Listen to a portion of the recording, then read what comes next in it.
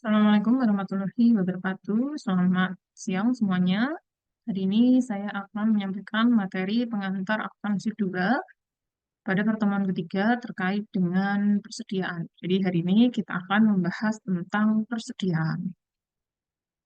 Baik, saya langsung saja ke materi supaya tidak terlalu lama.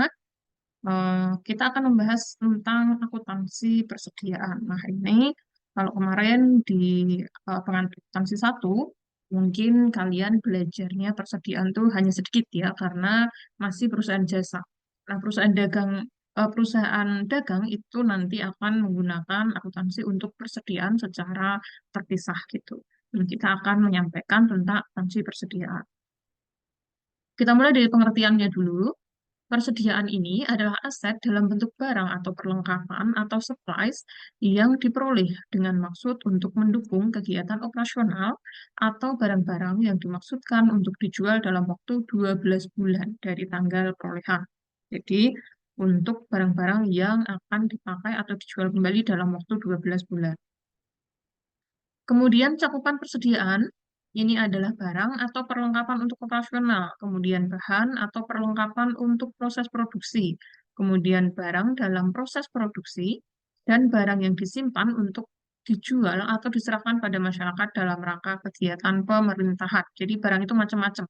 Nah, ada perusahaan jasa, ada perusahaan dagang, ada perusahaan manufaktur. Nah, biasanya yang memakai persediaan ini adalah perusahaan dagang dan perusahaan manufaktur.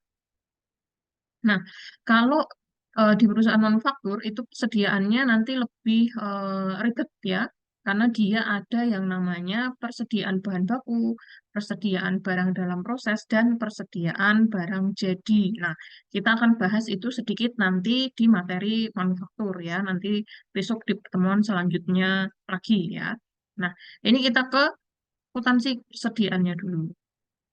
Jadi, contoh persediaan itu ada barang konsumsi, amunisi, bahan pemeliharaan, suku cadang, persediaan untuk tujuan strategis, materai baku, barang dalam proses atau setengah jadi. Nah, ini adalah persediaan yang ada pada perusahaan-perusahaan dimanapun dengan berbagai macam perusahaan. Kita nanti spesifik pada perusahaan dagang dulu. Kemudian, ada juga barang atau perlengkapan atau supplies yang digunakan sendiri dalam rangka kegiatan operasional. Nah, ini nanti ada barang habis pakai, barang tak habis pakai, dan barang bekas pakai. Nanti sesuai dengan jenis barangnya apa itu ya.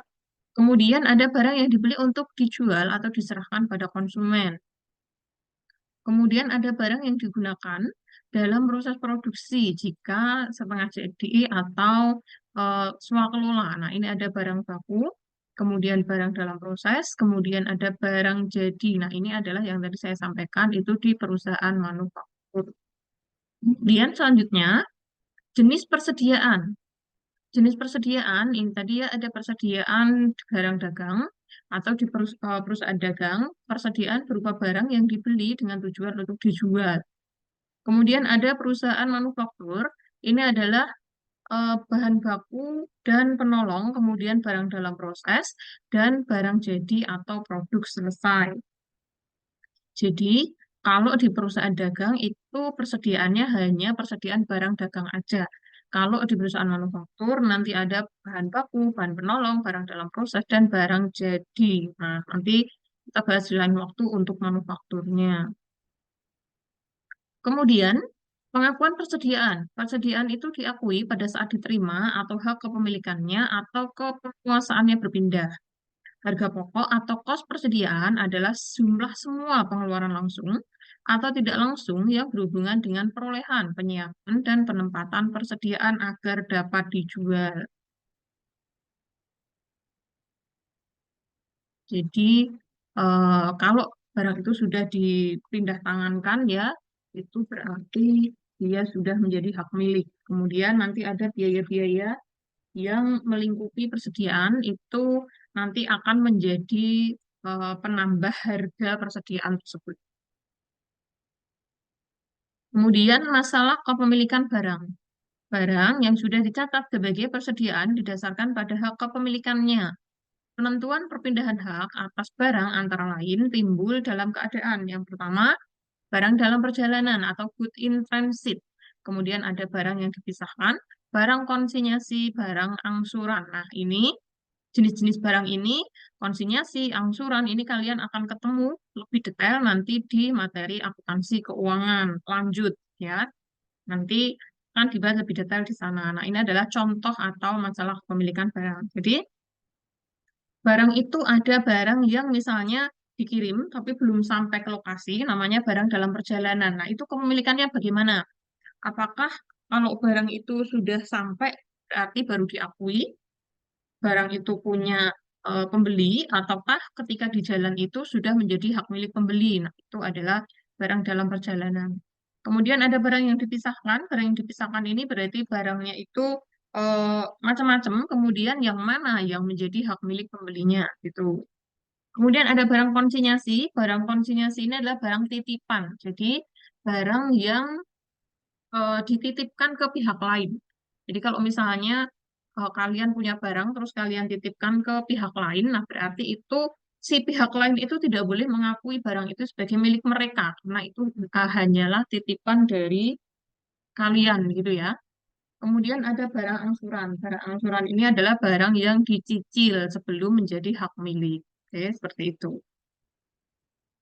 Nah, jadi untuk barang dalam perjalanan tadi, ini ada nanti dua perlakuan. Yang pertama ada FOB shipping point, yaitu hak atas seluruh muatan beralih ke pembeli pada saat pengiriman. Nah, ini ya, jadi eh, ini kita ini aja misalnya ya, misalnya nih Shopee aja. Nah, misalnya kalian itu belanja di Shopee, berarti ketika barang itu dalam perjalanan ya, berarti ini sudah menjadi hak milik kalian sebagai pembeli. Kalian boleh mencatat barang itu sebagai punyamu di akuntansinya gitu ya. Kemudian ada FOB destination. FOB destination ini hak tidak beralih sampai barang diterima oleh pembeli. Ketika barang dalam perjalanan dimasukkan dalam persediaan penjual, jadi dia belum keluar dari persediaannya penjual kalau belum sampai ke tempat kalian. Jadi kalau tadi misalnya contohnya Shopee, berarti kalau dia eh, keterangannya adalah FOB destination, berarti kalau barang itu belum sampai ke kalian sebagai customer, barang itu masih miliknya penjual. Jadi kalau misalnya ada apa-apa di jalan gitu ya, mungkin ada apa badai atau apa gitu ya, barangnya hilang atau barangnya rusak, itu yang rugi adalah si penjualnya gitu, karena itu masih menjadi milik penjual selama belum sampai ke pembeli seperti itu. Nah, ada dua perlakuan ini nanti kalian akan sering dengar. Jadi FOB shipping point dan FOB destination. Nah, ini harus dihafalkan ya. Kata kuncinya itu adalah di shipping dan destination. Shipping ini pengiriman, destination ini tujuan. Nah, jadi gampang menghafalnya. Shipping berarti dalam perjalanan sudah jadi milik pembeli. Destination, kalau sampai tujuan baru jadi hak milik pembeli. Udah kayak gitu aja ya. Kemudian tadi barang yang dipisahkan tadi ya keterangannya. Apabila melakukan pembelian tapi pengiriman tidak dilakukan sekaligus, maka pembeli dapat mencatat pembelian dan menambah persediaan barangnya. Oke, seperti itu. Saya rasa cukup jelas ya. Jadi dia bertahap pengirimannya. Ada barang konsinyasi, jadi sebelum barang itu dijual masih tetap menjadi persediaan pihak yang menitipkan atau konsinyor. Dan pihak yang menerima titipan atau konsinyi tidak mempunyai hak atas barang tersebut, sehingga tidak boleh mencatatnya sebagai persediaan. Oke, seperti itu ya. Tadi sudah saya sampaikan ya. Jadi kalau titipan ya punyanya yang nitip, bukan punyanya yang dititip gitu. Kemudian penjualan angsuran. Penjualan angsuran ini, hak atas barang tetap pada penjual sampai seluruh harga jualnya dilunasi. Penjual akan melaporkan barang tersebut dalam persediaannya, dikurangi dengan jumlah yang sudah dibayar. Pembeli akan melaporkan barang tersebut dalam persediaannya sejumlah yang sudah dibayar. Nah, ini misalnya kalian leasing ya. Misalnya beli motor dengan angsuran gitu ya. Berarti motor itu masih punyanya penjual atau leasing misalnya kalian pakai apa ya? Leasing apalah gitu ya misalnya ya. Nah, kemudian ini kalau kalian belum melunasi motor itu berarti motor itu masih punyanya penjual. Makanya kalau kalian beli angsuran itu kan BPKB-nya tidak masuk atau tidak dikasihkan ke kalian ya, itu masih disimpan oleh penjual sebagai jaminan supaya kalian melunasi itu kan gitu. Nah, kalau nanti sudah dilunasi, baru hak milik itu menjadi milik pembeli gitu. Kemudian pengukuran persediaan. Biaya perolehan ini apabila diperoleh dengan pembelian. Jadi ada biaya perolehan, ada biaya standar, ada nilai wajar. Itu adalah pengukuran persediaan. Jadi ada yang namanya biaya perolehan, yaitu eh, berapa pembeliannya ya, itu berarti nilainya gitu ya. Jadi misalnya kalian beli em, motor seharga 50 juta gitu ya, misalnya berarti ya itu harga pembeliannya 50 juta. Terus ada biaya standar bila diperoleh dengan memproduksi sendiri. Jadi kalau misalnya kalian tadi perusahaan manufaktur itu adalah perusahaan yang memproduksi barangnya sendiri, membeli bahan mentah, diproduksi, kemudian sampai menjadi barang yang siap dijual, itu namanya manufaktur. Nah, dia karena mengolah sendiri, maka berapa harga yang dia keluarkan untuk produksi, kemudian berapa harga jualnya, nah itu disebut biaya standar. Jadi dihitung berapa keluarnya, berapa kita harus jualan supaya untung gitu ya. Nah, itu namanya biaya standar. Kemudian ada nilai wajar. Nilai wajar ini apabila diperoleh dengan cara lain seperti donasi atau rampasan. Jadi misalnya kalau di eh, negara yang berperang gitu ya, dapat rampasan dari yang diperangi, nah itu kan nggak tahu tuh harganya berapa. Nah, itu bisa dihitung dengan nilai wajar. Atau misalnya mungkin misalnya pemerintah daerah gitu ya, atau mungkin ada apa namanya perusahaan ya dapat hibah gitu ya, dapat hibah atau donasi dari pemerintah pusat misalnya diberikan satu unit misalnya mesin gitu ya, misalnya dikasih satu unit mesin. Nah kita kan nggak tahu tuh berapa harganya karena kan dikasih. Nah ketika seperti itu maka kita menghitungnya itu harus tetap dicatat, tidak boleh tidak dicatat ya di akuntansi tetap dicatat dengan nilai wajar. Nah, nilai wajar ini dihitungnya biasanya dengan harga pasar. Jadi berapa harga pasarnya? Nah, itu nilainya. Jadi misalnya tadi dapat misalnya mesin pengolah padi misalnya ya atau mesin seleb gitu ya. Nah, dilihat tuh harga pasarnya berapa? Oh, ternyata 35 juta. Ya sudah, berarti kita menggunakan nilai wajar yaitu harga pasar untuk dicatat dalam akuntansi kita gitu. Oke, seperti itu. Saya lanjut lagi. Nah, ini penghitungannya untuk biaya perolehan ini diperoleh dengan pembelian. Jadi misalnya tadi ada harga pembelian ditambah misalnya biaya angkut, biaya penanganan, kurangi potongan harga, kurangi rabat kalau ada. Kalau tidak ada ya harganya aja berapa. Jadi misalnya kalian tadi beli motor, motornya misalnya itu motor Harley ya, jadi harganya 50 juta. Terus untuk pengirimannya karena itu barangnya besar, berat gitu ya, si dealernya mencas biaya angkut gitu ya. Jadi motornya 50 juta, biaya angkutnya 2 juta misalnya, terus ada biaya penanganan misalnya ada beberapa orang untuk menangani itu ya, satu orangnya 500 misalnya dikali misalnya dua orang jadi 1 juta. Terus ada diskon dari pembeliannya tuh, diskonnya 2 juta, ada misalnya rabatnya ada juga atau enggak ada ya misalnya. Nah, itu tinggal dijumlahkan aja. Berarti harga beli 50 tambah biaya angkut 2 juta, tambah biaya penanganan 1 juta, jadi 53, dikurangi misalnya diskonnya 3 juta, berarti tetap 50 juta, misalnya gitu ya. Itu adalah biaya perolehan. Jadi berapa semua biaya yang dikeluarkan dalam rangka perolehan itu. Atau misalnya kalian beli AC. Misalnya kalian beli AC, biasanya itu kan ada jasa untuk memasangnya. Nah, misalnya biaya pasangnya itu kena cas lagi, ya tinggal ditambahkan aja. Misalnya AC-nya harganya 3 juta, biaya pasang, biaya kirimnya 2 juta, ya sudah berarti total biaya yang kamu keluarkan itu adalah 5 juta. Gitu. Oke, seperti itu. Kemudian ada biaya standar tadi diperoleh dengan memproduksi sendiri, dihitung dari biaya langsung ditambah biaya tidak langsung. Ini adalah biaya yang dikeluarkan untuk produksi. Kemudian ada nilai wajar. Nilai wajar ini adalah persediaan yang diperoleh dengan cara lain ya, misalnya tadi donasi atau rampasan, dihitung dengan nilai pasar atau nilai tukar aset secara wajar yang ada di lapangan saat itu. Gitu. Oke, kita lanjut. Klasifikasi persediaan. Klasifikasi persediaan tergantung pada apakah perusahaan itu pedagang atau produsen.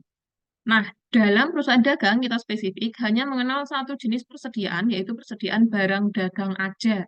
Kalau manufaktur tadi ada bahan baku dalam proses dan barang jadi.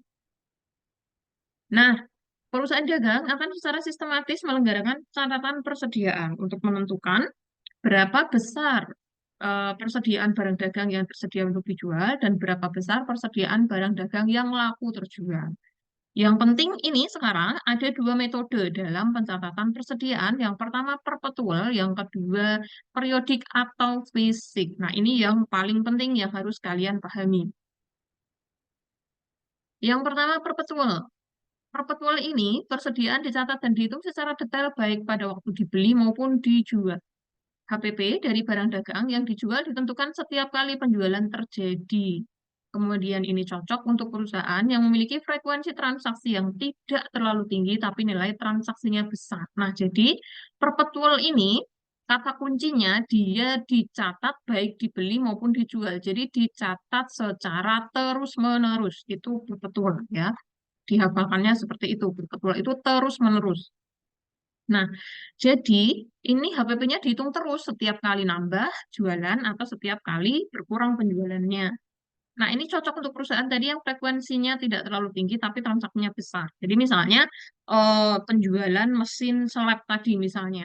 Mesin seleb itu kan nggak mungkin setiap hari terjual. Tapi atau mungkin setiap hari ada jualan tapi misalnya sehari itu satu aja gitu ya. Padahal harganya tadi 35 juta. Nah, kan nilainya besar tuh. Tapi tidak laku terus-menerus gitu ya. Nah, itu bisa pakai perpetual. Kemudian metode periodik. Metode periodik ini kata kuncinya periode ya, periodik. Nah, kalau tadi perpetual dicatat terus-menerus, kalau periodik berarti hanya pada beberapa periode tertentu. Yaitu apa? Hanya pada awal dan akhir periode akuntansi saja. Jadi hanya awal aja dan akhir aja. Awal dan akhir ini bisa bulanan, bisa tahunan untuk menentukan HPP atau harga pokok penjualannya. Nah, ini paling banyak dipakai untuk perusahaan yang frekuensi transaksinya tinggi. Jadi misalnya perusahaan retail ya, misalnya seperti Indomaret, Alfamart. Nah, itu kan nilai barangnya kecil-kecil tapi keluar terus kan gitu. Jadi setiap hari misalnya Rinso aja sehari laku berapa? Atau misalnya semen laku berapa tuh sehari kan gitu. Nah, itu kan frekuensinya tinggi sekali, tapi harganya kan murah-murah gitu ya. Jadi ini tidak mungkin dicatat terus-menerus, capek nanti kalau dicatat terus-menerus ya kan. Makanya dia bisa pakai periodik.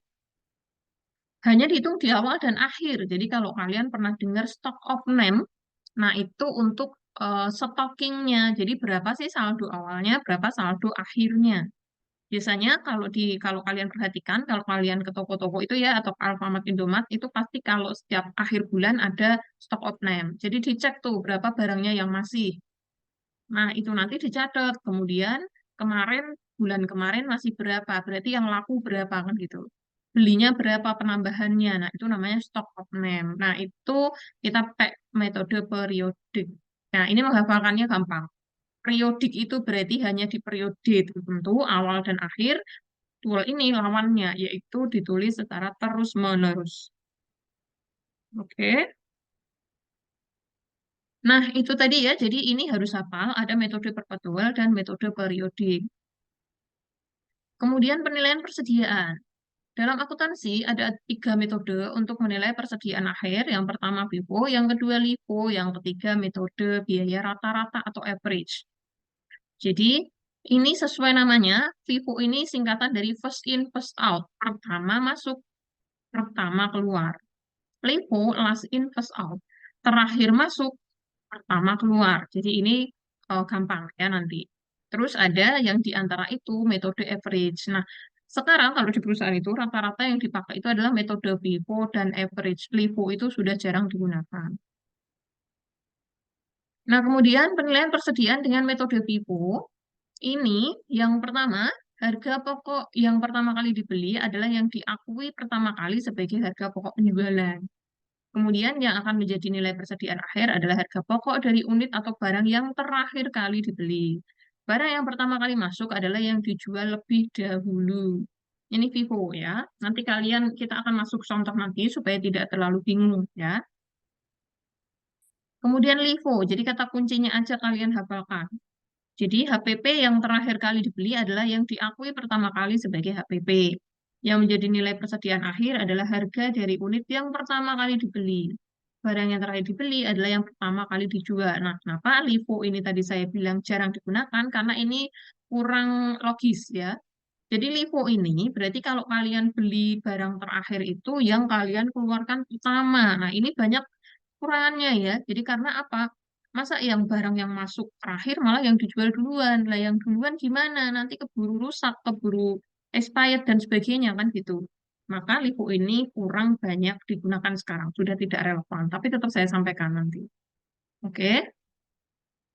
Kemudian selanjutnya, metode biaya rata-rata ini dihitung harganya per unit berdasarkan rata-rata harga perolehan yang dari barang yang dijual, tersedia untuk dijual. Jadi di rata-rata. Nah, ini paling gampang dan paling ini ya, paling adil atau di tengah-tengah antara FIFO dan LIFO tadi. Boleh pakai yang mana, Bu? Kalau di perusahaan, boleh semua. Terserah perusahaan menentukan akan menggunakan apa. Tapi kalau perusahaan itu biasanya nanti akan dia mengacunya ke aturan pajak. Kalau mengacu ke aturan pajak itu yang digunakan biasanya FIFO gitu. Boleh di luar FIFO, tapi kalau dia melaporkan pajaknya tetap harus disesuaikan dengan aturan pajak yaitu FIFO. Jadi kalau memakainya selain FIFO nanti akan dua kali kerja gitu. Tapi kalau perusahaannya memang menerapkan seperti itu, ya boleh-boleh aja gitu ya.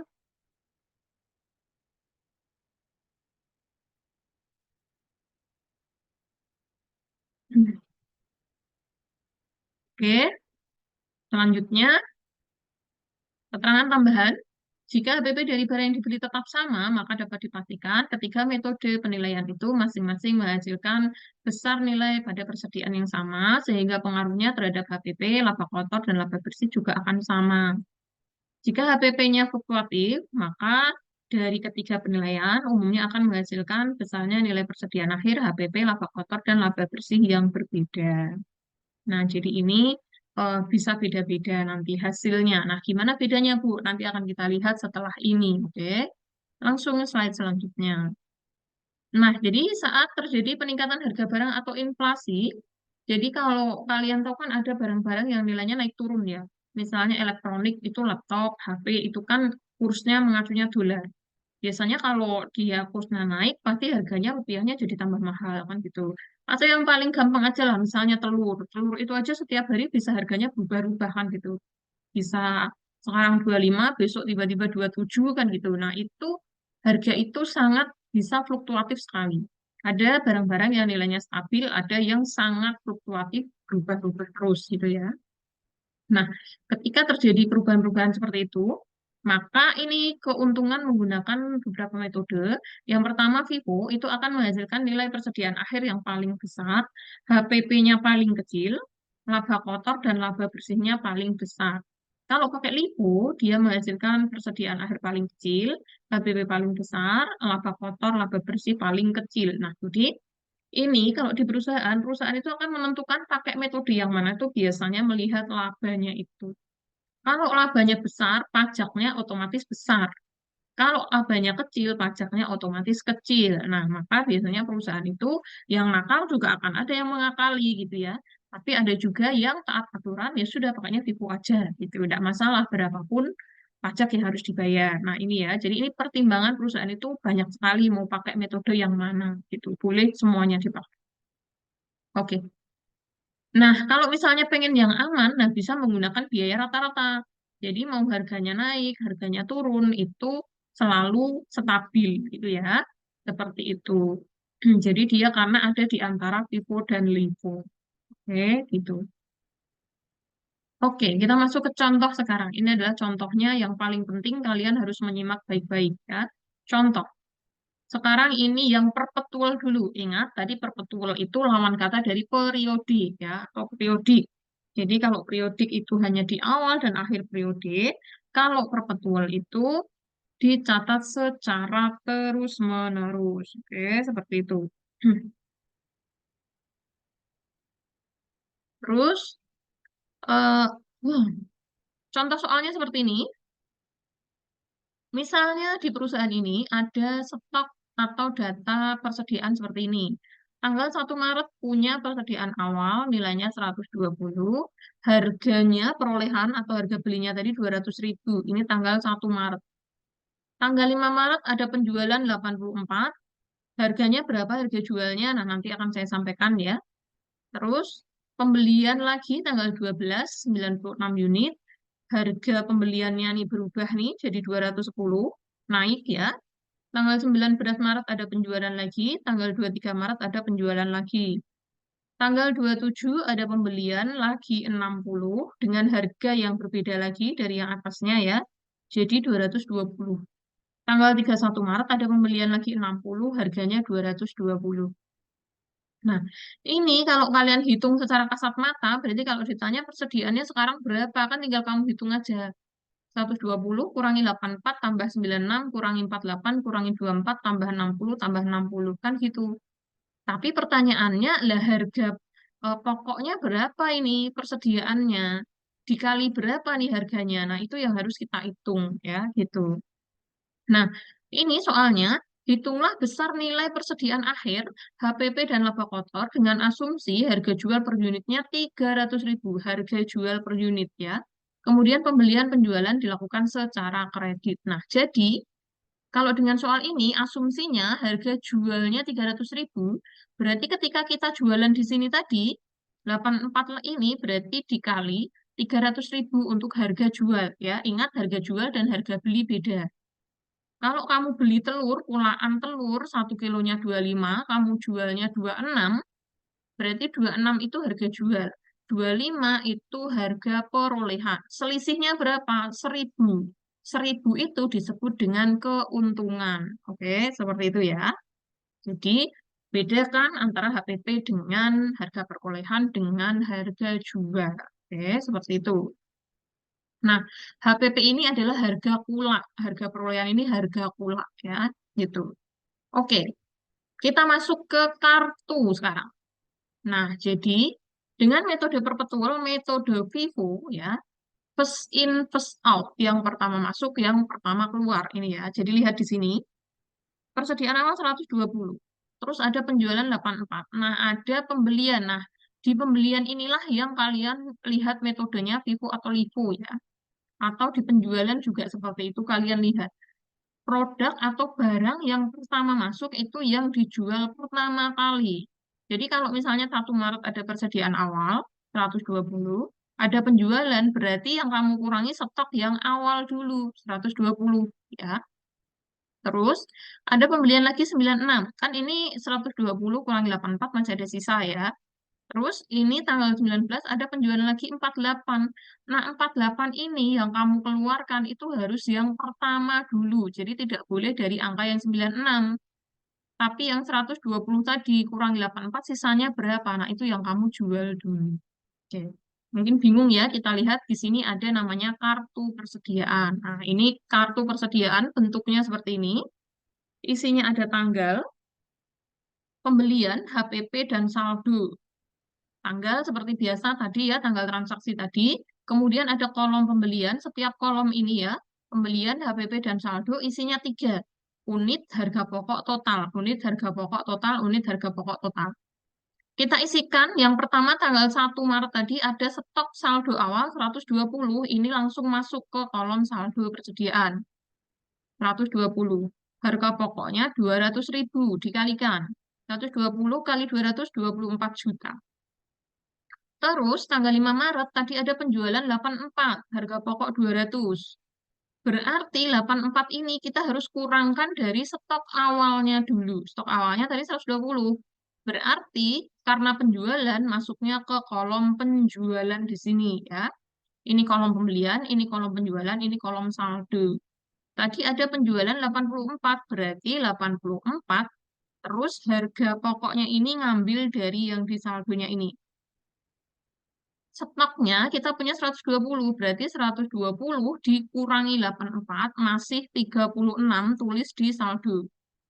36 kali harganya 200.000, berarti stoknya tanggal 5 Maret itu masih 7,2 juta. Nah, ini stok per tanggal 5 Maret. Terus tadi tanggal 12 Maret itu beli tadi. Pembelian 96 dengan harganya beda. Tadi 200.000 kan? Sekarang pulaan lagi harganya 210. Ini dikalikan. 210 kali 96, 20,16. Nah, ini geser langsung ke kolom saldo persediaan.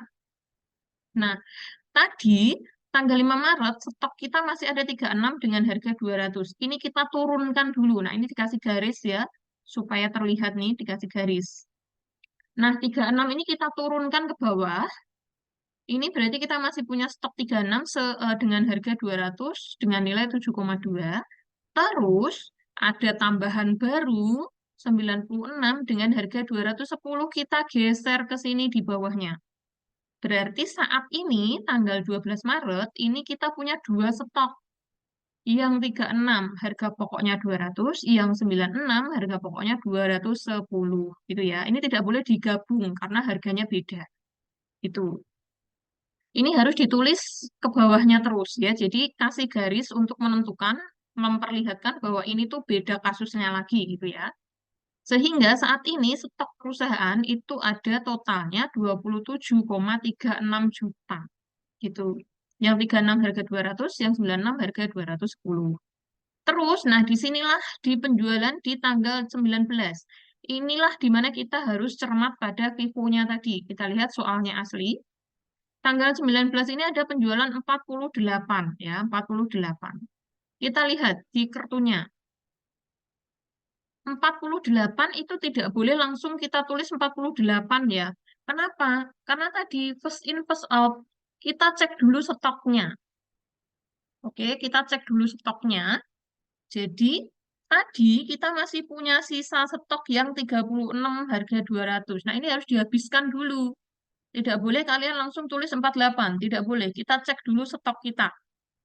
Yang 36 ini harus dihabiskan dulu karena first in, first out. Pertama kali keluar, masuk, pertama kali keluar. Jadi 36 tulis dulu di sini. Nah, karena tadi jualannya 48, berarti sisanya masih kurang 12 kan? Nah, 12 itu kita taruh di bawahnya. 12 kita taruh di bawahnya, pakai harga yang baru, ambil dari 96-nya. Jadi 36-nya kita habiskan, 200.000. 96-nya kita kurangi 12, 210 ya, totalnya adalah 7,2 dan 2,52. Kita geser ke saldo, 36-nya ini sudah dikurangi dengan ini, habis, 0. Kosong ya, sudah habis. 96-nya dikurangi 12 masih 84. Nah, stok perusahaan per 19 Maret ini adalah 17,64 juta. Dengan barangnya 84 unit, harganya 210. Kemudian selanjutnya, tanggal 23 Maret tadi ada penjualan lagi ya, di sini tadi soalnya ada penjualan lagi 24 unit. Kita masukkan kolom penjualan. Nah, 24 hanya ada satu stok aja, berarti langsung dikalikan 210. Totalnya 5,04 juta. Sisanya 84 kurangi 24 masih 60 dengan harga 210. Oke, seperti itu. Nah, kemudian tanggal 27 Maret beli lagi 60 harga 220. Nah, ini kan harganya beda lagi nih. Tadi stok kita 210, belinya lagi 220. Berarti sekarang kita punya dua stok yang berbeda. 210-nya jangan lupa diturunkan, kasih garis, turunkan ke bawah. 60-nya masih harga 210, tambah lagi 60 yang harga 220 kita tarik ke sini ya. Oke, seperti itu. Sehingga saat ini, tanggal 27 Maret, kita punya dua stok yang berbeda. Yang 60 harga 210, yang 60 harga 220. Total saldo kita 25,8 juta ini. Oke, seperti itu. Terus tanggal 31 Maret, beli lagi 60 lagi, harga 220 lagi. Nah, karena ini harganya sama dengan yang di saldo ini, kita bisa jumlahkan. Jadi tidak perlu ditulis 3 ya. 60-nya diturunkan yang 210, 60 yang 220 ditambahkan dengan pembelian baru. 60 tambah 60. Jadi 120 harga 220. Oke, seperti itu. Nah, ini dengan metode FIFO. Kalian lihat dengan metode FIFO ini, kalau kita jumlah, berarti untuk penjualan sebesar 156 unit, ini harga jual atau harga pokoknya ya, bukan harga jual. Harga pokoknya adalah 31,56 juta, terus saldonya, persediaan masih ada 180 stok dengan nilai total 39 juta. Nah, ini metode FIFO. Nanti kalian bandingkan dengan metode LIFO dan average angkanya akan berbeda. Oke, ini namanya kartu persediaan. Kalau sudah, kita lanjut. Selanjutnya, ini adalah menghitung berapa nilai persediaan akhir yang akan disajikan dalam neraca. Nah, di sini kita masukkan berapa tadi stok akhirnya. Ada 180 kan tadi dari sini. Stok per 31 Maret ada 60 dan 120 dengan harga 210 dan 220 kita masukkan di sini. Totalnya 39 juta. Sedangkan penjualan HPP, laba kotornya, kita hitungnya seperti ini. Penjualan ini kita hitung dari mana? Dari ini tadi ya. Nah, ini nih, lihat sini. Harga jual per unitnya 300.000 dikali jumlah penjualannya, yaitu 156. Ini ya. Tulis di situ. Saya tambahkan ya. Jadi di sini penjualannya dari unit yang terjual yaitu 156 dikali 300.000. Ya, 300.000 dari ini tadi soal harga jual per unit. Totalnya 46.800. Oke. Nah, terus HPP-nya, HPP ini ngambil dari sini tadi, dari kartu persediaan yang di HPP ini, 31,56. Tinggal kita kurangkan, berarti labanya 46.800 kurangi 31.560 adalah 15.240. Ini menggunakan metode FIFO. Oke. Nanti silakan sambil dibaca lagi, dipahami lagi. Selanjutnya kita ke metode LIFO. Nanti kalian akan melihat angka yang berbeda di sini. Nah, metode LIFO ini yaitu last in first out, kebalikan dari FIFO. Nah, kita masukkan, ini agak ribet, jadi silakan kalian perhatikan, tapi sebenarnya tidak sulit ya, yang penting teliti. Tanggal 1 Maret, stoknya tadi 120, harga 200 kita masukkan saldo seperti tadi sama. Tanggal 5 Maret masih sama, karena kita hanya punya satu stok ya, berarti 120 kurangi penjualan 84, berarti 16,8 juta, sisanya 36. 36 unit, harga 200, sama seperti tadi. Turunkan dulu ke bawah ya, 36, 200, 7,2 juta. Kemudian tadi ada pembelian 96, harga 210, ini masih sama seperti Vivo. Kita geser ke saldo. Jadi ada 36, harga 200, ada 96, harga 210 ya. Totalnya ini sama seperti kolom Vivo tadi. Nah, mulai bedanya ada di penjualannya ini. Nah, di tanggal 19 Maret, tadi penjualannya 48 unit. Itu tadi kan kalau Vivo, itu kan tadi kita tambahkan 36 dan 12 ya. Karena tadi menggunakan first in, first out. Tapi kalau di sini Livo, 48 ini kita ambil dari saldo terakhir yang bawah dulu, yang last dulu. Yang last itu 96. Ini yang kita keluarkan dulu. 96 kita langsung kurangkan 48 karena cukup ya saldonya. Jadi yang kita jual justru yang bawah dulu. Jadi bukan yang atas kita abaikan dulu. Yang kita jual yang bawah dulu.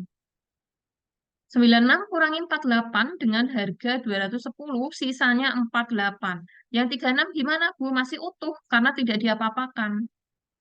36-nya masih utuh. 36 dengan harga 200 yang berkurang, itu yang 96 dengan harga 48. Sehingga stok kita sekarang itu ada 36 dan 48 dengan harga 200 dan 210. Gitu ya.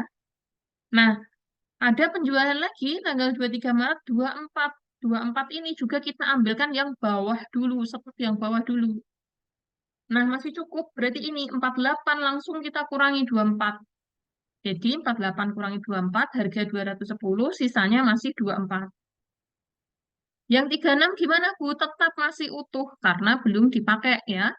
Sehingga stok kita sekarang ada 36 dan 24 dengan harga 200 dan 210. Nah, di sini ada perbedaan lagi ya di tanggal 27 Maret. 27 Maret beli baru tadi harga 220, kita langsung masukkan ke saldo. Nah, di sini sekarang kita punya 3 stok ya, dengan 3 harga yang berbeda. Yang 36 harga 200, 24 harga 210, 60 harga 220. Jadi beda dengan Vivo tadi ya. Vivo tadi ada 2 stok, di sini ada 3 stok.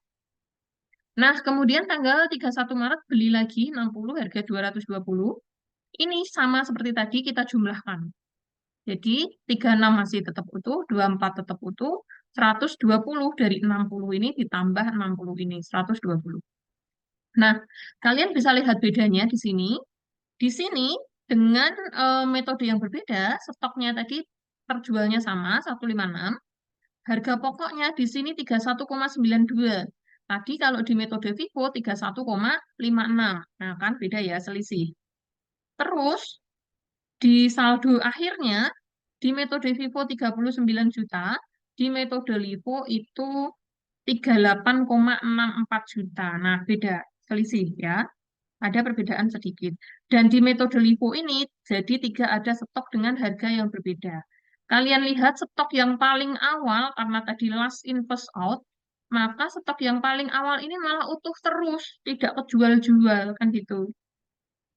Makanya, sehingga orang-orang atau perusahaan itu mulai meninggalkan metode LIFO, karena tidak realistis. Kok yang paling awal malah nggak kejual-jual, kan gitu. Nanti malah numpuk, kan gitu.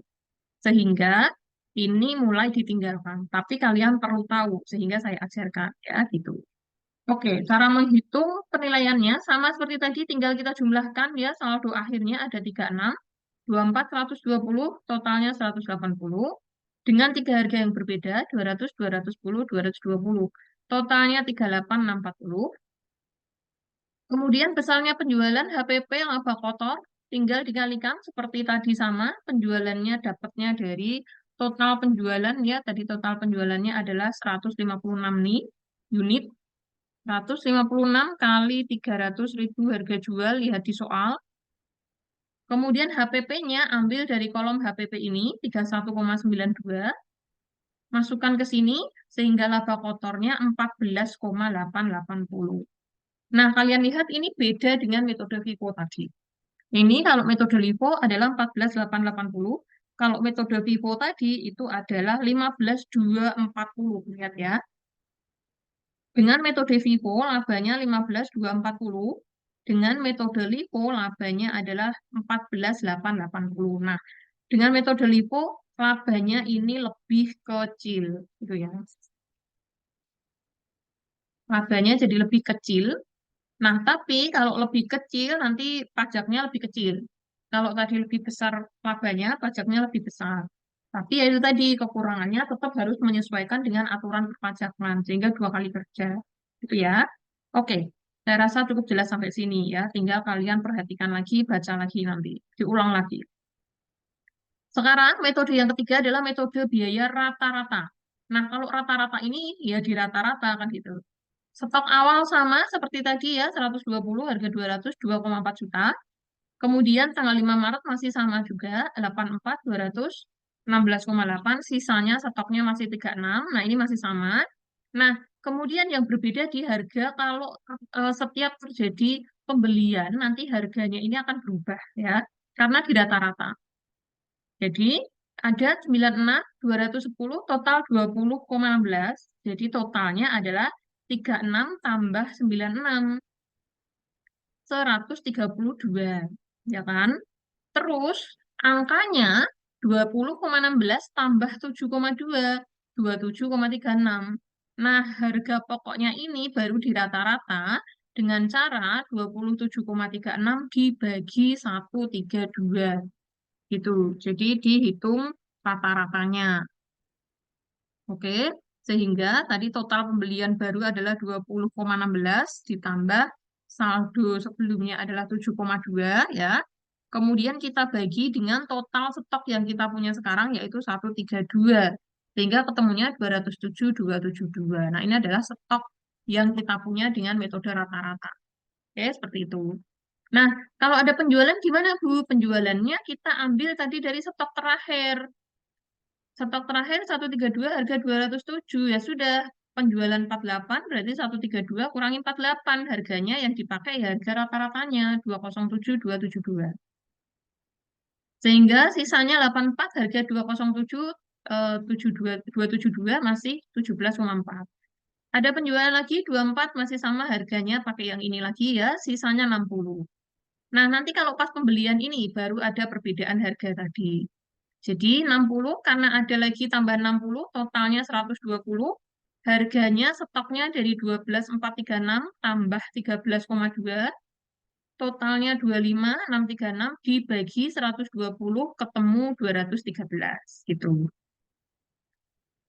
Tanggal 31 Maret ada tambahan lagi 120 tambah 60 jadi 180. Harganya 25.636 tambah 13,2 jadi 38,836 dibagi 180 jadi 215 gitu ya. Sehingga totalnya kalau pakai metode rata-rata total penjualan 156. Nah, lihat nih harganya beda lagi nih totalnya. Ini jadi 31,72. Ini kan di tengah-tengah ya. Tadi kalau di Vivo tadi 30 berapa tadi ya? Di Vivo tadi 31,56 nih. Terus saldonya 39. Di Livo tadi 31,92, saldo 38,64. Di rata-rata ini di tengah-tengahnya. 31,72 penjualannya, harga HPP-nya, stoknya 38.836 gitu. Nah, ini yang ada di tengah-tengahnya. Nah, cara menghitungnya tadi gimana labanya? Sama seperti tadi, stok akhir 180 kali 215 jadi 38.836. Kemudian untuk ngitung laba kotornya sama seperti tadi ya. Penjualannya 156 kali 300.000 46 800. Terus habis itu HPP-nya dilihat dari kolomnya kartu tadi 38836 langsung dimasukkan di sini. Oh sorry, HPP-nya ini 31724 langsung masukkan ke sini ketemu laba kotor 15.076. Nah, kalian lihat ini ada di tengah-tengah.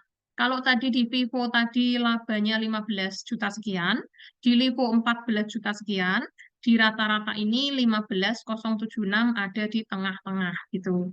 Nah, jadi kalau pengen yang paling aman, yang rata-rata. Oke, seperti itu. Tadi dengan metode perpetual. Ini dicatat terus-menerus saat beli dan saat jual. Jadi tiap hari ini, tiap ada transaksi dicatat terus di kartu persediaan. Ini namanya perpetual. Bisa dilakukan kalau angkanya besar-besar ya, atau frekuensinya tidak banyak. Nah, sekarang kita ke metode persediaan atau periodik ya, periodik. Ini metode periodik. Contoh soal, tanggal 1 Januari persediaan awal 200, harga jualnya 90.000 per unit, total harga 18 juta. Tanggal 5 ada pembelian 300, harga 100. Tanggal 18 pembelian lagi 400, harga 110. Tanggal 26 pembelian lagi 100, harga 120. Ini adalah transaksi yang terjadi selama 1 tahun. Terus, berdasarkan perhitungan fisik pada tanggal 31 Desember, ternyata barang yang belum terjual itu ada 300 unit. Nah, ini kalau metode periodik itu kita ngitung jumlahnya barang aja ya. Jadi, dalam 1 tahun itu dari persediaan awal tambah pembelian itu totalnya 1.000 unit. Ternyata saat stok offline dicek, barangnya masih berapa? Masih ada 300 unit ini. Nah, ini namanya stok offline yang kita lihat berapa saldo akhir barangnya. Jadi, logikanya, kalau kemarin dari persediaan awal tambah pembelian itu 1.000, kurangi sisa stok 300, berarti kan yang terjual 700. Nah, itu yang harus kita hitung HPP-nya. Nah, kita hitung pakai metode FIFO ya. Ingat metode FIFO tadi yang masuk pertama, yang dijual pertama. Jadi logikanya kalau tadi sisanya 300 berarti yang terjual 700 berarti yang kita keluarkan yang pertama dulu. 700 ya, berarti 200-nya sudah dikeluarkan, 300-nya sudah dikeluarkan, ada 500, sisanya 700 kan tadi. Yang 18 ini keluar 200. Jadi sisa 300 itu dari tanggal 18 dan 26 kan. Yang 18 itu laku 200 atau sisa 200, yang 26 Desember masih 100, totalnya 300. Jadi yang ada di bawah itu stok yang masih ada karena metodenya FIFO. Masuk pertama, keluar pertama. Jadi stoknya yang 200 harga 110, yang 100 harga 120. Nah, itu kita masukkan di sini. Jadi stok 300 itu dari yang bawah dulu kita ambil. Karena apa? Logikanya yang atas sudah laku dijual. Oke, metodenya FIFO. Jadi persediaan akhirnya 300, tinggal kita kalikan nih. Yang 100 harga 120, yang 200 harga 110.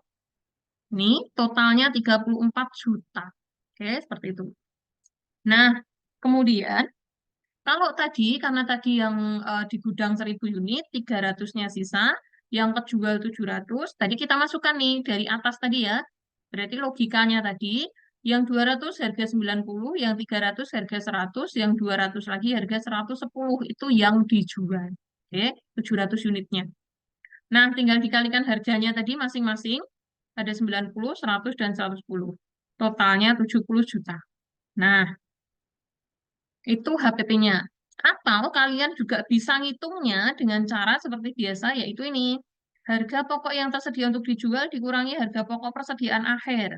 Harga pokok tersedia untuk dijual tadi ini kan 1000, total harganya 104, dikurangi persediaan akhir. Persediaan akhir tadi sudah ketemu nih, 300 unit harga 34. Berarti 104 juta dikurangi 34 juta, ketemu 70.000. Sama dengan ini caranya. Hasilnya sama 70 juta, hanya caranya yang sedikit berbeda. Oke, seperti itu. Kemudian selanjutnya dengan metode LIFO. Nah, metode LIFO ini tadi yang dijual malah yang belakangan dulu. Yang pertama masih utuh. Nah, berarti logikanya kalau sisanya 300 unit, berarti yang masih ada justru yang atas-atas.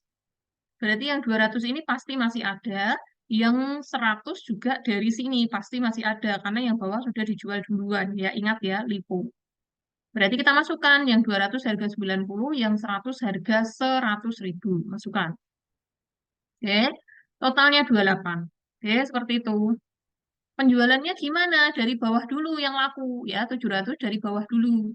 Dari bawah dulu ini berarti 100-nya laku, 400-nya laku, 200-nya ini juga laku, kan gitu. Kita masukkan harganya 120, 110, dan 100. LIFO ya, ini totalnya 76. Nah, kalau menggunakan cara yang kedua, berarti tadi 104 juta dikurangi sisanya ini 28. Ketemu 76 juta. Nah, tadi kalau yang Vivo tadi kan 70, ini yang Livo 76 juta. Nah, selisih ada 6 juta gitu ya, dengan metode yang berbeda. Kemudian metode rata-ratanya, ngitungnya gimana? Ini sama ilustrasinya yang tadi soalnya. Kita tinggal bagi aja. Tadi 1000 unit barang tersedia untuk dijual, totalnya 104, langsung kita bagikan 1000, berarti 104.000 per unit. Nah, karena tadi yang terjual 700, sisanya 300, langsung kita kalikan nih 104 kali 700 untuk penjualannya. Terus sisanya 104 kali 300, sisanya 31.200. Nah, ini metode yang paling gampang ya rata-rata ini. Nah, sehingga kalian lihat kalau rata-rata nilai persediaan akhir 31.200, kalau LIFO 76, sorry, kalau LIFO sisanya 28, kalau Vivo sisanya 34. Nah, beda ya. Vivo 34, LIFO 28, rata-rata 31.200. Ini ada di tengah-tengah gitu. Jadi, bisa pakai metode apapun tergantung pertimbangan perusahaan. Oke, seperti itu. Nah, kemudian ada penilaian persediaan selain harga perolehan, itu ada misalnya, ini hanya tambahan aja ya. Ada yang namanya lower of cost or market method. Ini kita bandingkan antara harga pasar dengan harga perolehan pertama kali, terus yang digunakan itu adalah harga yang paling rendah gitu. Nah, jadi misalnya dulu kalian beli kategori A dan kategori B, produk XY dan ZW. Pas beli itu kalian harganya ini 60, 45, 48, 16, 15. Ternyata harga pasar saat ini itu dengan produk yang sama itu harganya lebih rendah daripada pas dulu kalian beli. Ini yang X55, Y52, Z45, W14. Nah, berarti kalau kita menggunakan metode ini, lower of cost or market method, kita menggunakan angka yang lebih rendah gitu. Jadi untuk menilai produk X dengan nilai 55 juta, harga pasar, produk Z dengan harga perolehan 45, produk Z 45 juga, produk W 14 yang lebih rendah. Mana yang lebih rendah itu yang kita pakai. Oke, seperti itu materi kita hari ini. Saya agak cepat, jadi silakan nanti kalian sambil menyimak, sambil lihat PPT-nya, sambil lihat contohnya. Jadi kalian harus benar-benar memperhatikan supaya paham. Oke, seperti itu. Ini materi untuk persediaan, jadi ini penting sekali untuk kartu persediaan dan memahami tiga metode itu. Jadi tadi ingat, ada perpetual, ada periodik, ada FIFO, ada LIFO, ada rata-rata, ya gitu. Oke, perpetual itu dicatat terus-menerus, baik jual maupun beli. Periodik itu hanya di awal dan akhir periode saja. Oke, seperti itu.